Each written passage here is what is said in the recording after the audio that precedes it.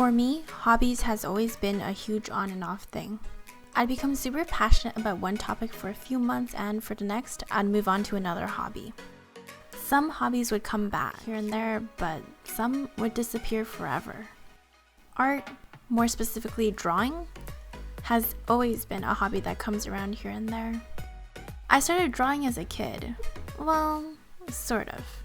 I was around 5 when I first followed my sister to some art class, but I genuinely learned nothing from that. I still love drawing though, especially things from my family. My grandpa is really good at drawing on the spot, so as a kid, I'd always ask him to draw me things. One time, I wanted to draw a cat for my mom and grandpa since they both love cats. To this day, I still remember what it looks like. It was a Disney cat character sitting on a really fancy couch.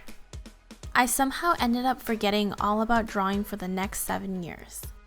It wasn't until I became best friends with this girl in school that I got reintroduced to art. She asked me to join her in her passion for art, and I agreed to try it out. Surprisingly, it went alright. I started drawing more and more with different mediums for the next few years. This is where I spent most of my time learning about traditional art. It wasn't until I got introduced to Twitch a few years later that I started doing digital art properly. When I first started working with digital art, I was a mess. I had a pen tablet, but instead of using it, I took a mouse and created individual strokes by using a pen tool. Yeah, this was not a great experience and definitely not the way you should be going about digital art. I don't want to go super in depth, but it took me so long before I even felt comfortable using a pen tablet. When I got a little bit more comfortable, I ended up spending a few months drawing a lot more than usual. This is where I ended up doing most of my drawing, and I drew Annie, Kimmy, Jamie, Lily, Jess, and Hyun. Each of these individuals that I've drawn has inspired me in one way or another. I will not be going into each of these stories behind the people who have inspired me. Instead, I'll be talking about why I decided to draw Janet.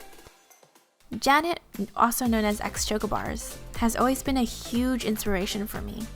She radiates positivity and wholesomeness and is the reason why I joined Twitch in the first place. I always loved her streams and her community. If I ever needed to wind down after a rough day, her streams would be the go-to place to hang out with my new friends while watching a really bubbly personality. Side note, she also definitely played a role in my interest in playing shooter games. Without her, I wouldn't have met so many cool and interesting people through Twitch that have now become friends. She exposed me to this platform that I knew nothing about, but have now come to love and appreciate. I could go on and on about how amazing Janet is and how much I appreciate her and how much she has changed my life, but I will leave it at this. Janet essentially exposed me to a whole new world, and for that, I will always be thankful. This was even more of a chill sit-down video, so I hope you enjoyed listening to a little bit about my history with art. This is obviously a really condensed version of everything that happened in my life and why Janet is an inspiration to me, but hopefully this gives you a little bit of insight into my world. If you enjoyed this video, don't forget to like and subscribe. If you have anyone who has inspired you the same way Janet has inspired me, let me know in the comments down below. If you'd like to support any of my other social media, make sure to check out the links below, and I'll see you all later. Bye!